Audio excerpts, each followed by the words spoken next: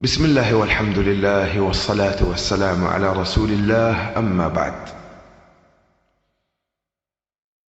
في الفترة الأخيرة انتشر وبقوة حلم الحمامات والمراحيض والنجاسات، والحقيقة أن هذا الأمر سابقا كان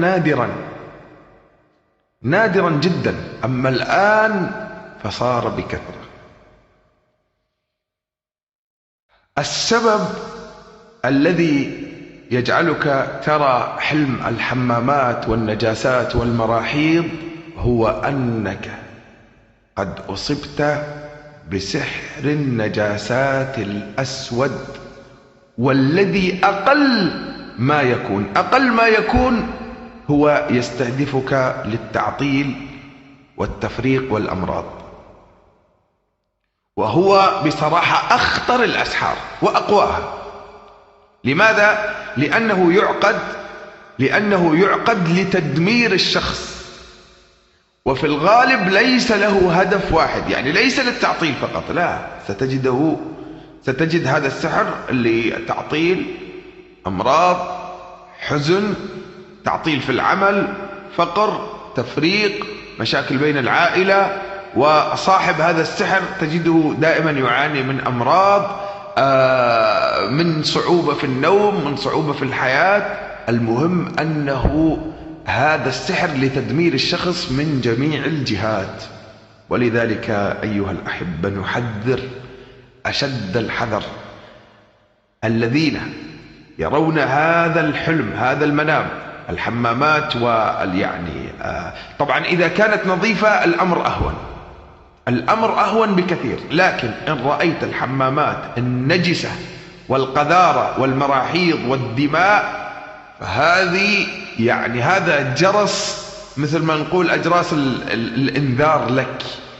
عليك بالمسارعة، أسرع، كل ما عندك من قوة آتاك الله هذه القوة أسرع وتوكل على الله.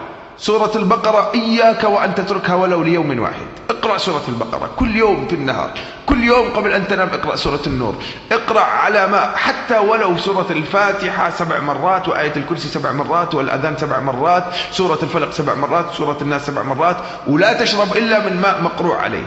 السماع الرقية، سماع أي رقية لأي راق في العالم ليس مشكلة، رقية إبطال السحر كل يوم 3-4 مرات واستمر، أنقذ نفسك بإذن الله تعالى. أنت لا تستطيع أن تنقذ نفسك إلا إذا شاء الله، ولكن أقول لك خذ بالأسباب وأسرع، لأن الكثير من الناس يتهاونون. يا جماعة هذا الموضوع مهم، وهذا السحر هو من أقوى الأسحار، وقد يسبب لك السرطانات. والله أنا أتكلم هذا والله ليس من باب التخويف، ولكن يا جماعة من باب التحذير. اليوم كانت تكلمني أخت والله، قالت أنا اكتشفت في نفسي سحر منذ زمن بعيد. طيب، قالت وتركت نفسي إلى أن أصيبت بالسرطان في الثدي وفي أماكن أخرى. طيب، وهي الآن في حال الله سبحانه وتعالى هو أعلم بحالها. فيا إخوة لا أحد يهمل ولا أحد يتكاسل يا جماعة. الشيطان من ضمن أهدافه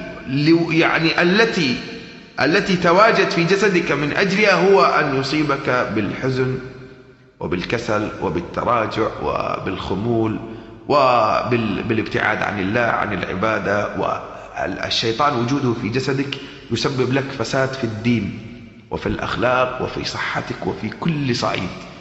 فأنت بإعطائك له المجال أنت ترتكب حراما إن كنت مستطيعا، لأن تركك لهذا الشيطان يسبب لك فساد في الدين والخلق والجسد. فكل ما تهاونت كل ما أنت أفسدت على نفسك، وقد يعاقبك الله عقوبة عظيمة. إذن الحلم بالحمامات التي فيها نجاسات ومراحيض ودماء وما إلى ذلك هذا إنذار لك، أسرع ولا يعني تتكاسل واحذر، لأنك مصاب بالسحر الأسود، أو هو يسمونه السحر السفلي أو سحر الانتقام. المهم هذا تعطيلات، تفريقات، كل ما يضر للمتزوجة، إسقاط جنين، أمراض، أورام، سرطانات وما إلى ذلك. وأسأل الله العظيم رب العرش العظيم أن يشفيكم ويفتح لكم أبواب رحمته في الدنيا والآخرة. وصلى الله على نبينا محمد، والحمد لله رب العالمين.